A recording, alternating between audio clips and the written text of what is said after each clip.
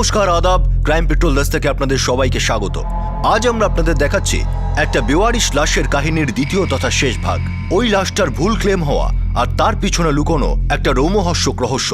দাবিহীন লাশ সাধারণত একটা সম্মানজনক শেষ বিদায়ের অপেক্ষায় পড়ে পড়ে পৌঁছতে থাকে। না জানি কত সব পরিচয়হীন দাবিহীন ভাবে এই দুনিয়া ছেড়ে চলে যায়। 30শে জুলাই 2011 সকালে যোধপুরের একটা রাস্তায় নেশায় মত্ত একটা লোক বাস থেকে নামলো। সেই বাসই তাকে ধাক্কা মারে আর সে সেই রাস্তার ধারেই পড়ে যায়। সেই গুরুতর আহত লোকটাকে স্কুলে যাওয়ার পথে তিনটে ছেলে অমিত, প্রথম আর বিবেক দেখতে পায়। আর একজন জিপ ড্রাইভারের সাহায্যে ওরা তাকে কাছের হাসপাতালে পৌঁছে দেয়। সময় মতো চিকিৎসা করা সত্ত্বেও সেই লোকটাকে দুর্ভাগ্যবশত বাঁচানো যায় না। হাসপাতালের কাছের পুলিশ স্টেশন বাজার থানাকে খবরটা জানানো হয়। সেই লোকটার কাছে এমন কিছু পাওয়া যায় না যা থেকে তাকে শনাক্ত করা যায়। তাই পুলিশ খবরের কাগজে একটা বিজ্ঞাপন দেয়। প্রায় এক সপ্তাহ পর 9ই অগস্ট তিনজন লোক সব ক্লেম করতে চলে আসে। তারা ছিল বারমেডের বাসিন্দা অনিল রাঠোর আর তার খুঁড়তুতো ভাই বোন ধরম এবং শিবানী। অনিল বলেছিল এই সব তার আরেক খুঁড়তুতো ভাই গোপাল সিং এর। তার স্ত্রীর নাম কবিতা এবং মেয়ের নাম রূপবতী। সামান্য কিছু ফর্মালিটির পর পুলিশ ওই সব অনিল রাঠোরকে দিয়ে দেয়। সবের অন্তিম সংস্কার হয়ে যায়। কিছুদিন পর অনিল রাঠোর পোস্টমর্টেম এবং তদন্তের কপি নিতে ফিরে আসে। এই দুটি কাগজ দেখিয়ে অনিল মিউনিসিপ্যাল অফিস থেকে ডেথ সার্টিফিকেট তুলে নেয়। এসবের প্রায় 5 মাস পর 2012 ডিসেম্বরে যোধপুরের আরেকটা থানা নগর পুলিশ স্টেশনের অফিসাররা 2011 অগস্ট থেকে নিরুদ্দেশ এক ব্যক্তির ফোন কল ট্রেস করতে সক্ষম হয়। নিরুদ্দেশ ব্যক্তির মোবাইলের IMEI নম্বর থেকে জানা যায় যে একটা নতুন সিম কার্ড লাগিয়ে সেই মোবাইলটি চালু করা হয়েছে। এই নম্বরে সিমের মালিকের খোঁজ করতে গিয়ে নগর থানার পুলিশ যোধপুরের কপিল শর্মার বাড়িতে পৌঁছন। কপিল অবাক হয়ে যান। উনি দাবি করেন যে এই নাম্বারটি ওনার নয়। ওনার স্ত্রী ওনাকে মনে করিয়ে দেন যে এই নাম্বারের সিম উনি ওনার ভাইপোকে কিনে দিয়েছিলেন, যে প্রাপ্তবয়স্ক না হবার কারণে সিম পাচ্ছিল না। কপিল পুলিশকে তার বড় ভাই গৌতমের বাড়িতে নিয়ে যায়। গৌতমের ছেলে অমিত সেই ফোনে এই সিমটি লাগিয়েছিল। এই অমিত সেই তিনজন ছেলের একজন যারা বাস অ্যাক্সিডেন্ট হওয়া লোকটিকে হাসপাতালে নিয়ে গিয়েছিল, যে লোকটাকে গোপাল সিং বলে শনাক্ত করা হয়েছিল। অনেক ভুলিয়ে ভালিয়ে অমিতের থেকে জানা যায় যে এই মোবাইল সে সেদিন জিপে করে স্কুলে ফেরার সময় পেয়েছিল। এই বিষয়ে সম্পূর্ণ সম্ভাবনা ছিল যে এই ফোন সেই আহত লোকটার, যার ওই দিন মৃত্যু হয়। পুলিশ হাসপাতালের রেকর্ড দেখে বাজার থানায় পৌঁছয় আর এটা শুনে অবাক হয়ে যায় যে ওই লোকটাকে গোপাল সিং বলে শনাক্ত করা হয়েছে, কিন্তু সে আসলে একজন পূজারীর ছেলে দীপক প্রসাদ, যে 29শে জুলাই 2011-এ নিরুদ্দেশ হয়ে গিয়েছিল।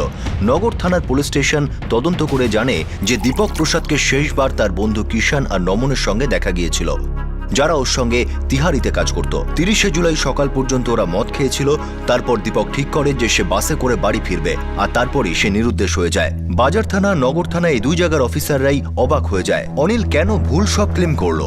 অনিল রাঠোর আর তার খুঁড়তুতো ভাই বোন ধরম এবং শিবানী ফোন বন্ধ রেখেছিল। পুলিশের কাছে অনিল রাঠোরের বারমেরের ঠিকানা ছিল। পুলিশ যখন সেখানে পৌঁছয় দেখলো দরজায় তালা দেওয়া। ঠিক তখনই অনিল আর কবিতা বাড়ি ফিরছিল, কিন্তু পুলিশকে দেখে সে পালিয়ে যায়। কবিতা সেই যাকে গোপাল সিং এর স্ত্রী বলা হয়েছিল। পুলিশ পুরোপুরি অবাক হয়ে গিয়েছিল।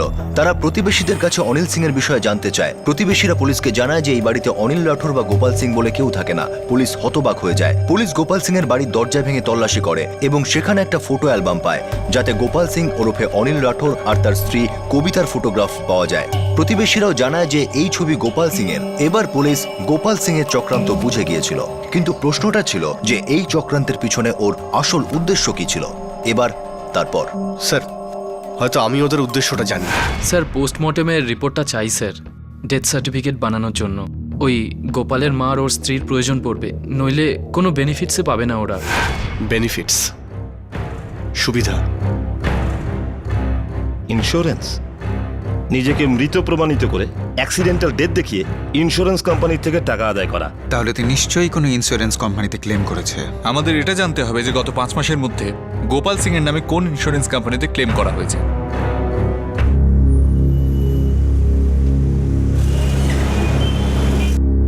ওম গণেশায় নমঃ, ওম দুর্গায় নমঃ।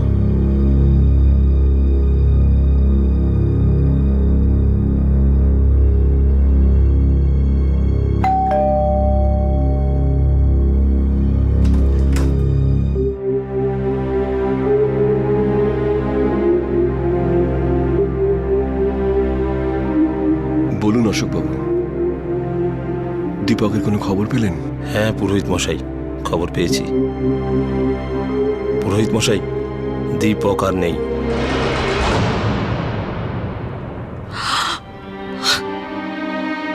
আপনারা কি করে জানতে পারলেন স্যার? কি হয়েছে? দাদাকে আপনারা কোথায় পেলেন? তাকে আমরা খুঁজেই পাইনি রাকেশ। দীপক 29শে জুলাই মারা গেছে। এই খবরটা আপনি এতদিন পরে বললেন? আসলে পুরোহিত মশাই, অন্য কোনো লোক বডিটা ক্লেম করেছিল। অন্য লোকে বডি ক্লেম করেছিল মানে? কিছু বুঝলাম না স্যার। মানে কেউ তাকে আত্মীয় পরিচয় দিয়ে বডিটা নিয়ে যায়। কিন্তু কেন? এরকমটা কেউ কেন করবে? ও ও আমার ছেলে ছিল, দীপক আমার ছেলে। এরকমটা কেউ? কোনো অসৎ উদ্দেশ্য ছিল। দীপক যে বাস থেকে নামে সেই বাসেই আহত হয়। হাসপাতালে চিকিৎসা করা হয়, কিন্তু বাঁচানো যায়নি। ওর কাছে কোনো আইডেন্টিফিকেশন ছিল না। যে থানায় কেসটা গেছে তারাই বিজ্ঞাপন দিয়েছিল। কয়েকজন আসে আর তার বডিটা ক্লেম করে নিয়ে যায়। কোন থানাতে? বাজার থানা পুলিশ স্টেশন। ওরা আপনাকে খবর দেয়নি? মানে আপনি তো বলেছিলেন যে আপনি সমস্ত থানায় দাদার ছবি পাঠিয়ে দিয়েছেন। আগে আমি স্বীকার করছি, ভুলটা আমাদের দিক থেকেই হয়েছে। দীপকের দেহটা এতদিনে হয়তো ওর শেষ কাজটা করা হয়ে গেছে। যেমন আমি আপনাকে বললাম যে কোনো অসৎ উদ্দেশ্য ছিল, কিন্তু বাজার থানার পুলিশ এই কেসটা তদন্ত করছে।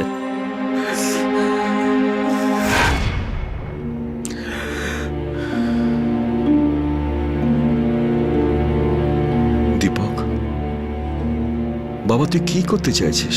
তুমি যেটা করো সেটা নয়, অন্য কিছু করতে চাই বাবা। বাবা আমি যেটা করি সেটা খুব সম্মানীয় কাজ।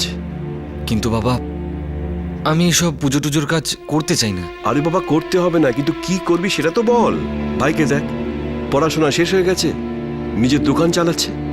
আর বাবা তুই তো এখনো জানিস না যে তোর জীবনের লক্ষ্যটা কি। আমি আর রাকেশ আলাদা বাবা। হয়তো আমি সেগুলো করে উঠতে পারিনি যেগুলো আমার করা উচিত ছিল, কিন্তু বাবা আমি এখন এটাই জানার চেষ্টা করছি যে আমার লক্ষ্যটা আসলে কি। আমাকে আমার রাস্তা নিজের মতো করে খুঁজতে দাও বাবা। নিজের রাস্তা দেখো বাবা, কিন্তু তুমি যে বিপথে গেছো সেটা কি হবে? সব সময় মদ, উচ্ছৃঙ্খল আচরণ, এটা কি তোমার লক্ষ্য? শুধু তাই তো তোমার জন্য আমার সব থেকে বেশি চিন্তা হয়। দাদা আজ থেকে তুমি আমার দোকানটা দেখো, আমি তোমার না অ্যাসিস্ট্যান্ট। রাকেশ, আমি নিজে কিছু করতে চাই, জানি না কি, কিন্তু নিজের মতো করে কিছু বাবা।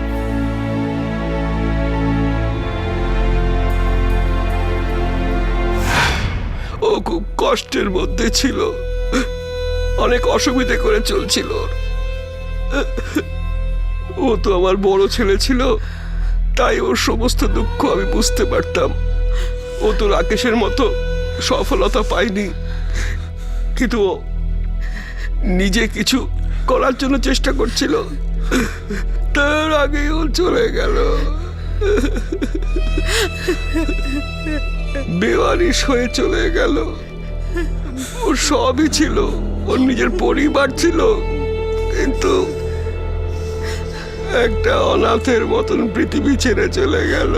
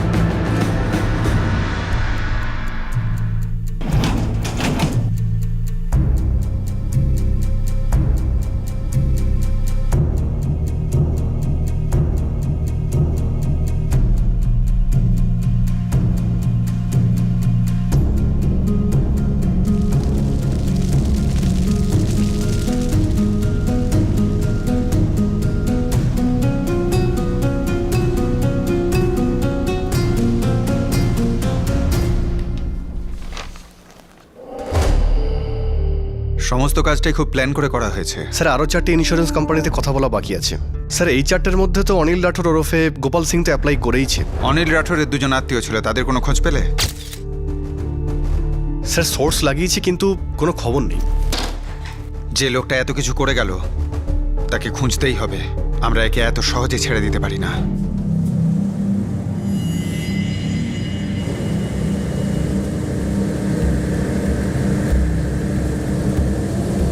এবারে আমরা কোথায় যাব? জানি না, কিন্তু কোথাও না কোথাও তো যেতে হবে। টাকাটা কবে পাবো? সেটাও জানি না কবে পাবো।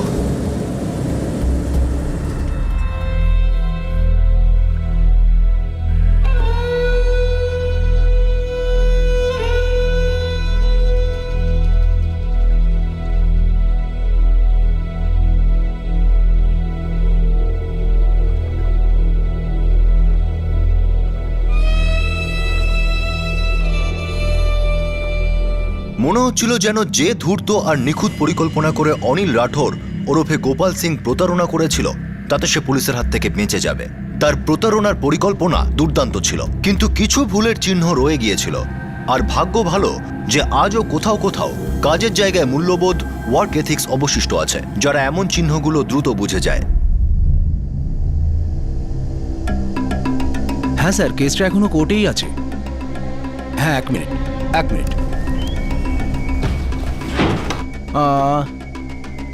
গোপাল সিং, বয়স 25 বছর, বারমেরের বাসিন্দা, আর নমিনি হলো ওনার মা রূপমতি। কেস কত দূর এগিয়েছে? এখনো 2টো হিয়ারিং হয়েছে স্যার। আরজি এসেছিল আগস্ট 2011 শেষের দিকে। অ্যাক্সিডেন্ট কেস ছিল স্যার। আর মেডিকেল রিপোর্ট অনুযায়ী ওই লোকটা নেশা করেছিল স্যার। অ্যাক্সিডেন্ট কেসে কিছু ডিসপিউট থাকেই স্যার, তাই আমরা কেস করলাম। গোপাল সিং এর 60 লাখের ইন্স্যুরেন্স আছে স্যার। মৃত্যু দুর্ঘটনায় হলেও লোকটা কিন্তু নেশাগ্রস্ত ছিল স্যার। আমরা একবার কেসটার ফাইলটা দেখতে চাই। শিওর স্যার, আমি ফাইল নিয়ে আসছি।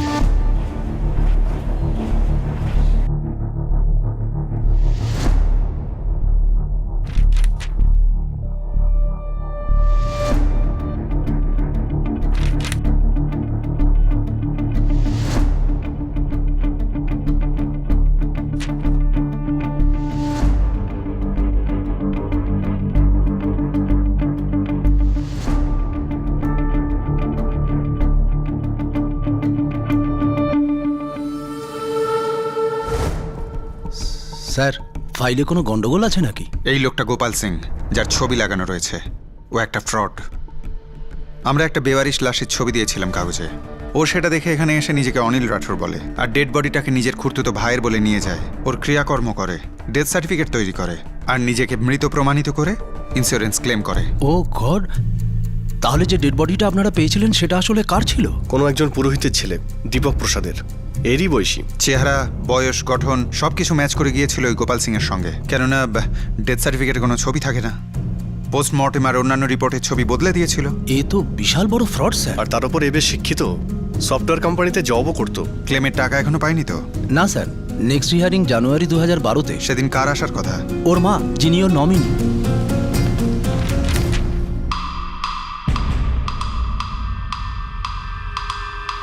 ও আজমেরের সেই একই অ্যাড্রেস দিয়েছে দেখছি। এটা স্বাভাবিক স্যার, ওই ঠিকানাটাই ব্যবহার করবে যাতে আদালতের নোটিশ ওখানেই পৌঁছায়। মা, ছেলে, বউ তিনজনই যুক্ত হতে। শোনো স্যার, ওই কোম্পানিতেও খোঁজ নাও যেখানে ও চাকরি করতো। স্যার, রূপমতি দেবীর যিনি লয়ার তাকে আমি চিনি। কে সে? চন্দ্রেশ আগরওয়াল।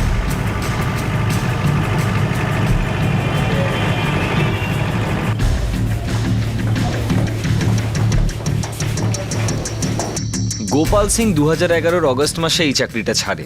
3রা আগস্ট 2011-তে রেজিগনেশন লেটারটা দেয়।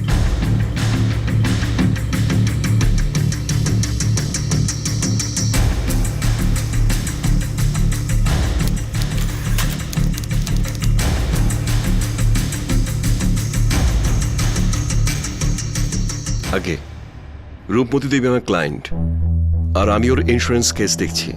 সব সময় একাই আসেন? আগে সেপ্টেম্বর আর অক্টোবরে হিয়ারিং ছিল। ব্যাপারটা কি বলুন তো? উনি যে মৃত ছেলের ইন্স্যুরেন্স ক্লেম করছেন সে একটা ঠক। সে বেঁচে আছে।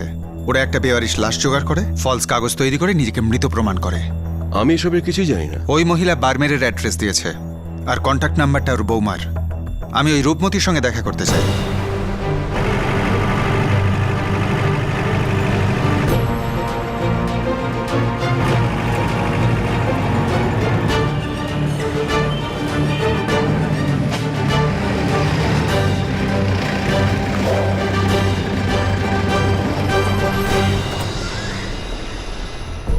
আগে আমি গোপাল সিং এর মাকে এখানে অনেকবার দেখেছি।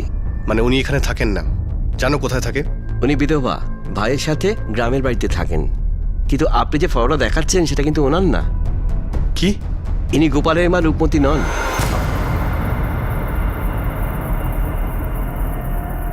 থ্যাংক ইউ, পরে যোগাযোগ করব।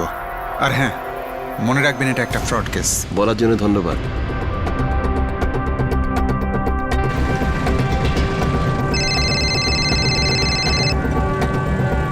হ্যাঁ শোনো, রূপমতির উকিলের থেকে ওর নম্বরটা পেয়ে গেছে। স্যার এই যে মহিলা রূপমতী, এও নকল, ও তো অন্য কেউ।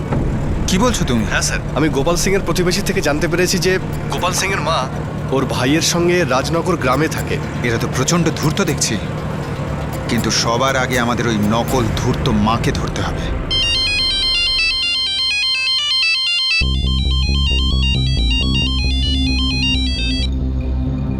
হ্যালো, কে বলছেন?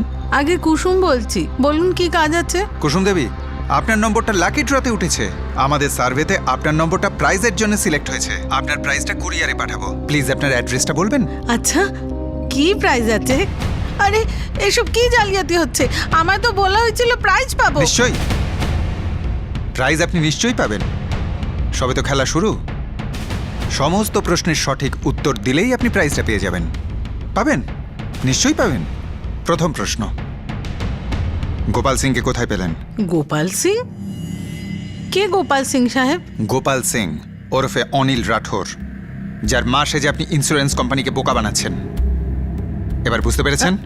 ও হ্যাঁ হ্যাঁ সাহেব, ওর নম্বর আছে আমার কাছে, কিন্তু ওর ফোনটা হয়তো খারাপ। আমিও তো এক সপ্তাহ ধরে জানার চেষ্টা করছি কোর্টের পরের হাজিরাটা আবার কবে, কিন্তু ফোনই তুলছে না ও। তার মানে আপনি ওর নকল মা হওয়ার নাটক করছিলেন? সাহেব, আমি একজন গরিব বিধবা মানুষ, ছোটখাটো কাজ করে নিজের দিন চালাই।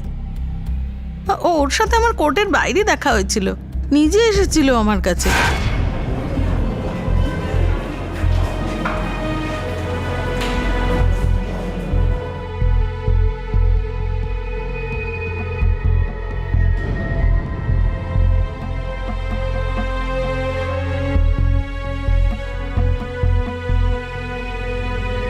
কুসুম দেবী, আগে একটা বিমার কেস আছে। তা আমার কাছে কি চান? আমি চাই যে আপনি কোর্টে আমার মা হয়ে হাজিরা দিন। ঠিক আছে, কিন্তু প্রত্যেক হাজিরায় 2000 টাকা করে লাগবে। হ্যাঁ ঠিক আছে, আসুন আমি আপনাকে বুঝিয়ে দিই ব্যাপারটা কি। আসুন। সাহেব, ও আমায় টাকা দিচ্ছিল, আর আমার টাকার দরকারও ছিল, সেই জন্য ও যেমন বলেছে আমি করে গেছি। আর তুমিও এই জালিয়াতিতে জুড়ে গেলে?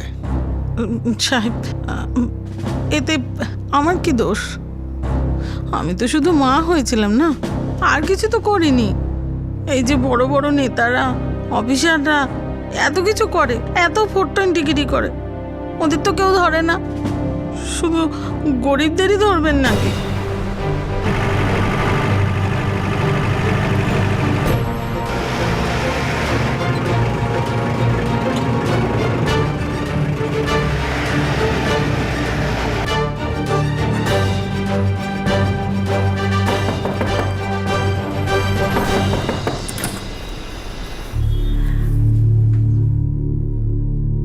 আগে আপনারা কাকে খুঁজছেন?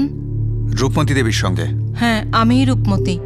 হে ভগবান, হে কি করলো আমার ছেলে, আর কেন করলো? সমস্ত কথা তো আমরা তখনই বুঝতে পারবো যখন আপনার ছেলেকে খুঁজে পাবো। এখন অবধি যেটা আমরা বুঝেছি, ও বিমার টাকার জন্য এসব করেছে। আমার ছেলে এরকম করতেই পারে না। রূপমতী দেবী, আপনি শুধু এটা আমাদের বলুন, আপনার ছেলে কোথায় লুকিয়ে থাকতে পারে? আর ওর খুঁড়তুতো ভাই বোন ধরম আর শিবানীকে আমরা কোথায় পাবো? ধরম আর শিবানী তো যোধপুরে থাকে, আর গোপালের ব্যাপারে ওরাই বলতে পারবে। যোধপুরে কোথায়?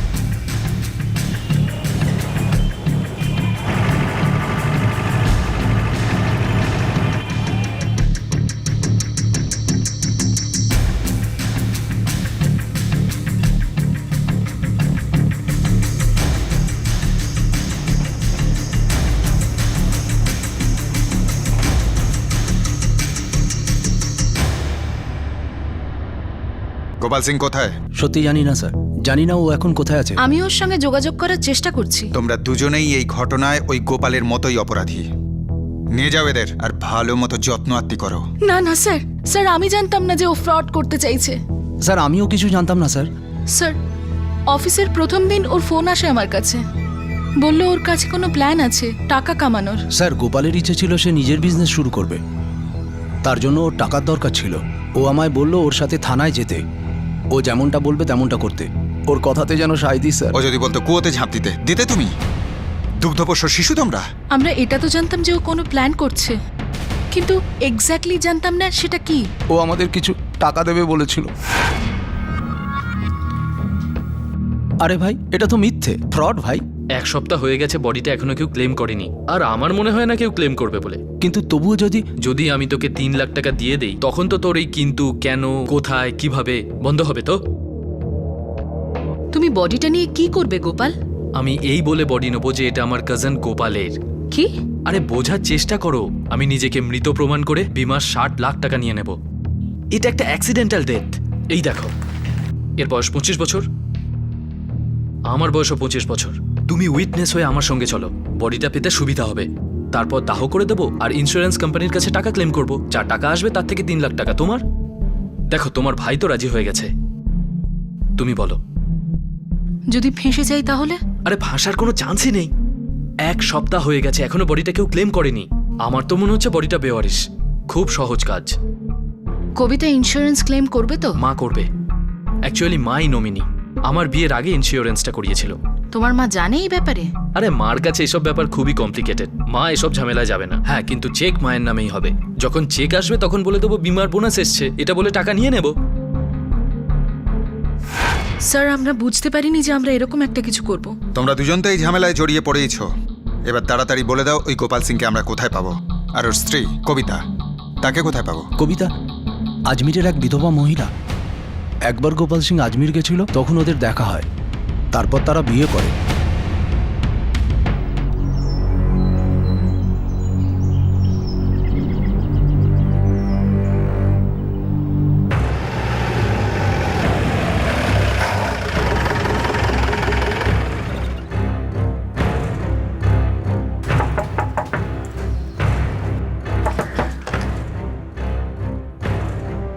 বলুন। Kavita Singh. Welcome to Bitan world. How may I assist you? নতুন ফ্ল্যাটের জন্য একটা স্ট্যান্ড ফ্যান আর কুলার নেব। এই পচা গরম থেকে একটু স্বস্তি চাই। বাজার চলতে সব ব্র্যান্ড আর ভরসাযোগ্য নয়। তার জন্য তো আমাদের ফ্যান আছে, all purpose bullet table fan, ceiling fan. আমাদের সিলিং ফ্যান কিন্তু 30 মাসের ওয়ারেন্টি সহ পাওয়া যায়। আছে ফারাটা 2 বছরের ওয়ারেন্টি, 17 থেকে 20 মিটার এয়ার ফ্লো। মধ্যবিত্তের সাধ্যের মধ্যে একমাত্র ভরসাযোগ্য ব্র্যান্ড বিটন। আমাদের কুলারের কিন্তু অনেক range, 45 litres, 50 litres, 70 litres, 90 litres, 110 litres. Honeycomb সহযোগে বিটনের সব কুলারের ওয়ারেন্টি 1 বছর। চেনা হাওয়ায় অচেনা অনুভূতির জন্য একমাত্র আদর্শ বিটন। গরমে স্বস্তি পেতে বিটনের ফ্যান হোক বা কুলার, আজই আনুন বাড়িতে। Vuitton, digitally yours.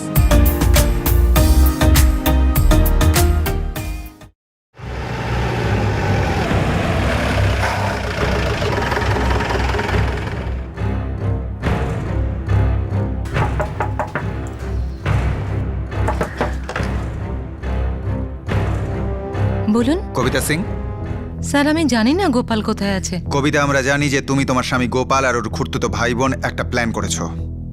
একটা বেওয়ারিশ বডি জোগাড় করে তার সৎকার করে গোপাল সিংকে মৃত প্রমাণ করেছো। আর এই পুরোটাই একটা বীমা কোম্পানিকে ধোঁকা দেওয়ার জন্য করেছো। ব্যাপারটা কি কবিতা? তুই 1 মাস আগে চলে এলি, আর কেন সেটাও বললি না।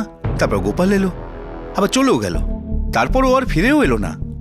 আচ্ছা কি হচ্ছে বলতো এসব? কবিতা তুমি যদি জানো তোমার স্বামী কোথায় আছে আর তুমি সেটা আমাদের না বলো, তাহলে কিন্তু অনেক বড় সমস্যায় পড়বে তুমি। স্যার আমি সত্যিই জানি না ও কোথায় আছে। আমি এটাও জানি না ও কেন এসব করছে। আমি ওকে আগেই বলেছিলাম যে বেশি লোভ করা ভালো নয়, যা আছে যথেষ্ট। কিন্তু জানি না কেন ও বড় কিছু একটা করার চেষ্টা করত, অনেক টাকার স্বপ্ন দেখত।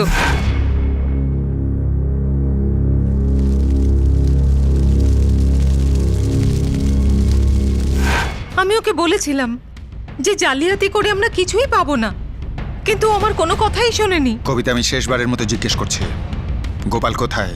স্যার আমি সত্যিই বলছি, আমি জানি না ও কোথায় আছে। হ্যাঁ, কিন্তু মাঝে মধ্যে ও আমাকে ফোন করে। লাস্ট ফোন কবে করেছে আর কোথা থেকে? প্রায় 1 সপ্তাহ আগে, যোধপুর থেকে। তোমার মোবাইল নাম্বার? এই কবিতাকে গ্রেপ্তার করলে গোপালকে কিছুতেই ধরা যাবে না। স্যারের নাম্বারটা ট্র্যাকিংয়ে দিয়ে দিই, হয়তো আলাদা আলাদা নাম্বার ইউজ করছে। আর এই মহিলাকে বুঝতেও দেবো না যে আমরা ট্র্যাক করছি। আইডিয়াটা খারাপ না। এই মহিলার ওপর যদি আমরা নজর রাখি, গোপাল ঠিকই ধরা পড়বে।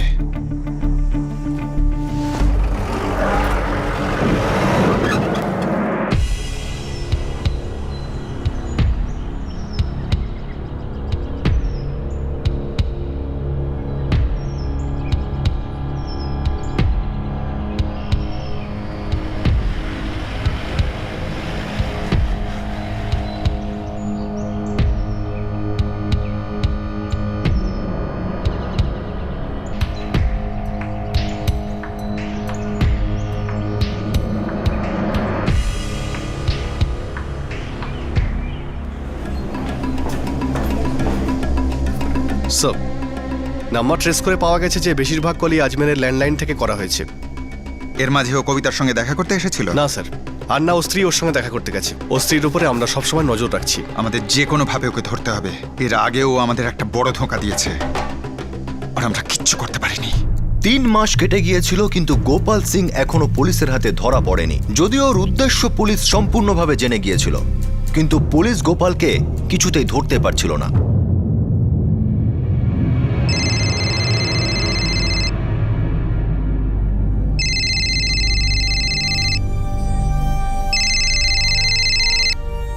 হ্যালো কবিতা, আমি গোপাল বলছি। গোপাল, কোথায় আছো তুমি? বাড়ি ফিরে এসো। আজমেরে আছি আমি। জানি যে পুলিশ ওঁত পেতে বসে আছে, বাট কি করব, কিভাবে আসবো? কিন্তু গোপাল, তুমি কতদিন পালিয়ে বেড়াবে? জানি না কবিতা। ব্যাস, অনেক হয়েছে, এবার বাড়ি চলে এসো। আমি আসতে পারবো না কবিতা, কিন্তু প্লিজ আমার একটা কাজ করে দাও। কি? আমার টাকা শেষ হয়ে গেছে, টাকার দরকার। কি করে দেব তোমাকে? পুলিশ আমার উপর নজর রাখছে। তুমি আগেরবার ফোন করে তো আমাকে এটাই বলেছিলে। আমি জানি, কিন্তু আমার পকেটে একটা পয়সাও নেই। ধর্মা শিবানী তো পুলিশের হেফাজতে, আর মায়ের ওপরেও পুলিশ নজর রেখেছে। তবে তুমি বলো আমি কি করব? পুষ্কর রোডের পেছনে যে একটা ফাঁকা রাস্তা আছে না, ওখানে একটা মন্দির রয়েছে। তুমি ওখানে 4টের সময় চলে এসো। আর একটা কথা শোনো, কাউকে এসব কিচ্ছু বলার দরকার নেই। ঠিক আছে। কবিতা প্লিজ আসবে, কিন্তু টাকার খুব প্রয়োজন।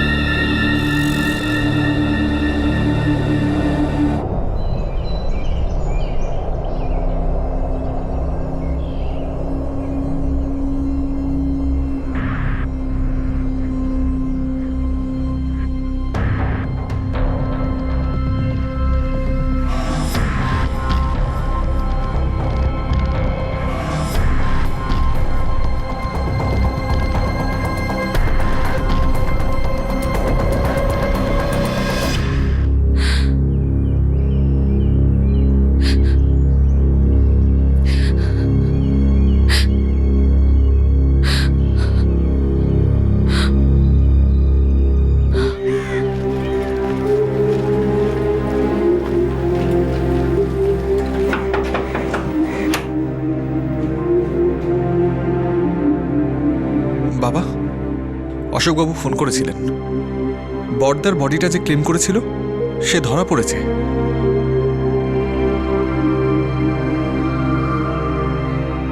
সে ইন্স্যুরেন্সের একটা টাকাও পায়নি, যার জন্য সে এত কিছু করেছে।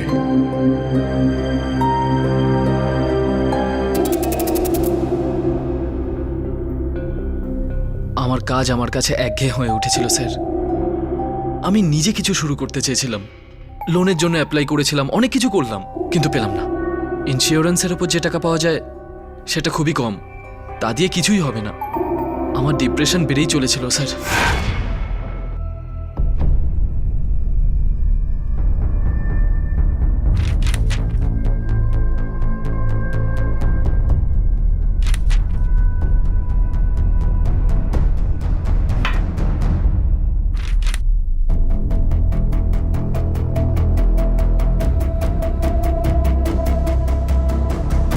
সবসময় এটাই ভাবতাম যে এতগুলো লোক ফ্রড করে কত সহজে বেঁচে যায়, কখনো ধরা পড়ে না। হয়তো তুমি তাদের কথা শোনোনি যারা ধরা পড়ে। আমার মনে হয় তুমি তাদের দলে যারা ধাক্কা না খেলে বুঝতে পারে না। যতক্ষণ না নিজের হাত পুড়ছে ততক্ষণ বুঝতে পারে না আগুন গরম। মনে হয় এবার তুমি বুঝতে পেরেছো।